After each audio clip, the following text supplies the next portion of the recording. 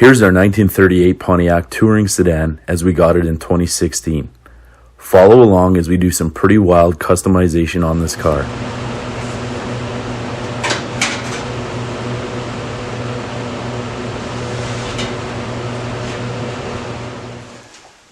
Sometimes these old birds give you a little bit of trouble. We got to resort to the cutoff wheel because there's two little bolts that have flathead screws on here that I don't know how I'd even get a screwdriver in there to get. And they're so rusty it just keeps turning. I can't get a pair of vice grips on there, so let's get busy. Cutoff wheel, let's do it.